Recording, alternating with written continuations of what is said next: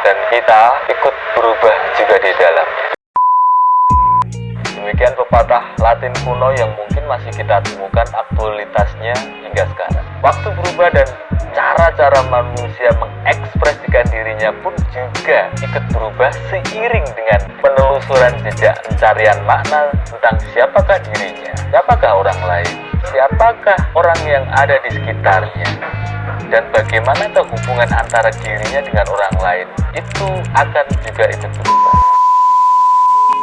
Begitu juga dengan budaya atau kebudayaan. Turut dengan konteks zaman yang berubah, orang-orang dengan alam pikir dan rasa, arsa, cipta, dan kebutuhan, serta tantangan mengalami perubahan, serta budaya ikut berubah.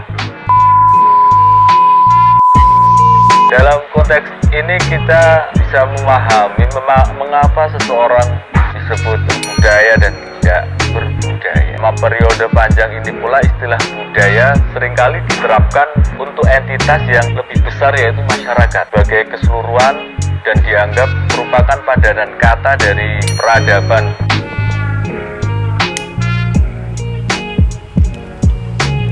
Pada awalnya culture dekat pengertiannya dengan kata kultivasi atau cultivation, yaitu pemeliharaan ternak, hasil bumi, dan upacara-upacara religius, yang kemudian nanti dari kata itu diturunkan istilah kultus atau kultus. Menurut perkembangannya, istilah ini mulai diterapkan secara luas untuk pengembangan akal budi manusia, individu, dan perilaku pribadi lewat pembelajaran. Selama revolusi industri, seiring kebangkitan romantisisme, budaya mulai dipakai untuk menggambarkan perkembangan kerohanian yang diperlawankan dengan perubahan material dan infrastruktur. Kemudian di akhir abad ke-19, gerakan nasionalisme yang berkembang di berbagai belahan dunia ikut mempengaruhi dinamika pemaknaan atas budaya, di mana lahirlah istilah budaya rakyat atau folk culture dan budaya nasional atau national culture. Dari perubahan-perubahan historis di atas, kita bisa merefleksikan ke dalam 3 arus penggunaan istilah budaya, yaitu yang pertama yang mengacu pada perkembangan intelektual, spiritual, dan estetis dari seorang individu, sebuah kelompok atau masyarakat. Yang kedua yang mencoba memetakan khasanah kegiatan intelektual dan artistik sekaligus produk-produk yang dihasilkan seperti film, benda-benda seni, dan teater. Dan kemudian dalam penggunaan ini budaya kerap diidentikan dengan istilah kesenian atau the art. Kemudian yang ketiga yang kemudian menggambarkan keseluruhan cara hidup, berkegiatan, keyakinan, dan adat kebiasaan sejumlah orang, kelompok, atau masyarakat.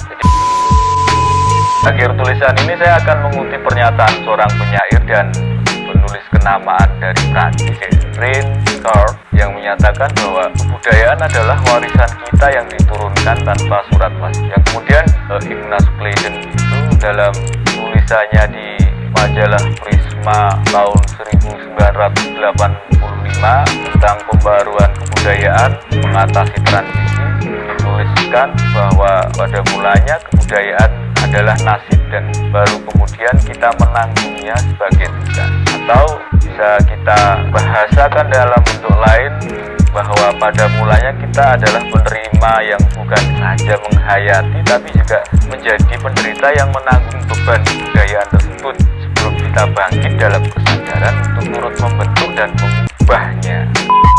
Pada dasarnya kita ini adalah pasien kebudayaan, belum kita cukup kuat untuk menjadi agen budaya.